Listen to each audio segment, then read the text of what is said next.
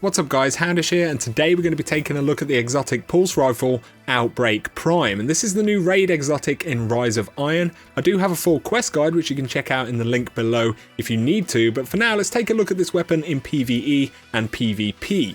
First up, the perks on this thing. So we have the exotic bonus, the corruption spreads. Enemies that take repeated hits from this weapon spawn Siva nanites that attack other enemies and fall and take extra damage. In the sights we have smooth ballistics, accurized ballistics and smart drift control, and up next is outlaw, so precision kills with the weapon dramatically increase reload speeds. For the middle column we have the option of lightweight, hand-loaded or fitted stock, and finally the bonus virulence, so precision kills release a Siva nanite swarm that attacks other enemies. Both of these exotic bonuses are really exciting and really effective as well. I've opted for smart drift control and fitted stock to keep the stability pretty high, particularly for PvP, but accurized ballistics and hand-loaded will give you more range and impact in PvE. This might be something to think about. So how does this weapon do in PvE? Well, it's pretty fantastic in the right situations. Being a rifle with this particular firing pattern, it does tend to perform better at medium ranges. It's mostly a handling thing that makes it feel less great when you're surrounded close up, but when you're in situations where enemies tend to funnel out together in groups, like in a lot of the new raid for example, it's absolutely awesome. The DPS on the weapon is very solid, and then you have both of the Siva nanite bonuses, which of course act in different ways. So the corruption spreads bonus is really great if you're focus firing a major target, for example.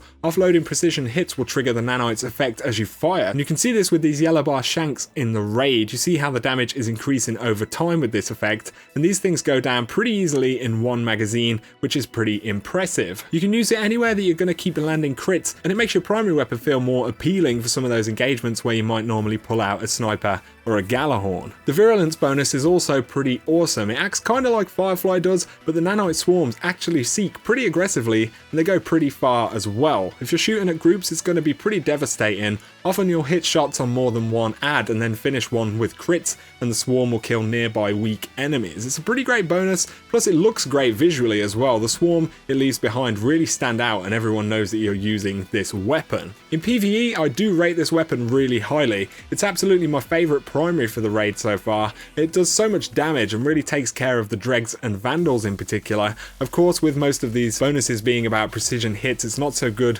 with shanks and things like that, but it's probably going to be one of your best primaries that you can pull out for Wrath of the Machine raid. A top tier PvE weapon in my opinion. But how does it get on in PvP? Well, it is the right archetype. It's the 73 rate of fire and 7 impact variety of pulse rifle, just like the Hawksaw. This is if you are running the combo of smart drift control and fitted stock, which I would recommend for PvP because it gives you that stability, which is going to be pretty important if you want the weapon to be more competitive. The same as in PvE, Outlaw is pretty useful in PvP. And as for the Siva effects, they're very cool to see in the Crucible. As for their effectiveness in terms of damage, well, it's not going to get you tons of kills. You'll occasionally get a kill on one target and then land hits from the nanite swarm on another target. It's not super strong for PvP, but it's still pretty cool and it does do a thing. The weapon handling is pretty nice for PvP as well, but for me, good rolls of PDX or a Hawksaw are going to be better than this weapon in terms of being competitive, and it's mainly about the sights and stability. It just doesn't feel as consistent as some of the other really popular weapons in the archetype. Although, again,